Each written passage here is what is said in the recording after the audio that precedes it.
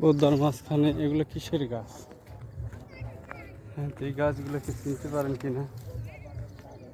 এগুলো কিসের গাছ? পদ্মার মাঝখানে এই গাছগুলো, পদ্মার মাঝখানে মানুষ হেঁটে চলাচল করে। পানির কোনো হ্যাঁ, ওই শ্বাসের মধ্যেই আজকে শেষ হয়ে যাবে মেলা, কালকে সব চলে যাবে। দেখছেন, পদ্মার কোনো পানি নেই, সামান্য একটু হয়তো পানি থাকতে পারে, নাও পারে। সেই গোলাপনগর থেকে হেঁটেই একদম প্রায় হেঁটেই রূপপুর যাওয়া যাচ্ছে, অর্থাৎ নদীর ভিতরে এক ফোঁটা পানির চিহ্ন নেই। এই যে নদীর ওই প্রান্ত থেকে এই যে ব্রিজ, এই প্রান্ত দিয়ে এই যে আমরা হেঁটে যাচ্ছি নদীর মাঝখান দিয়ে, কোথাও এক ফোঁটা পানির চিহ্ন নেই।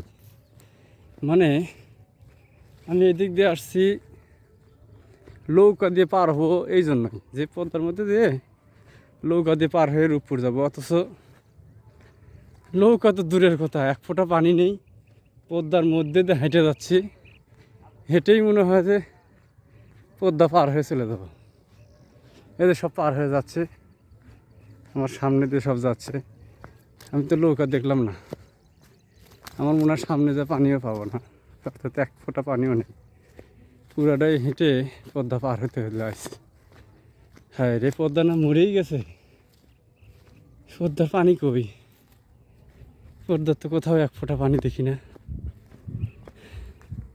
এই যে সামনে ব্রিজ, এই যে পাকশি ব্রিজ,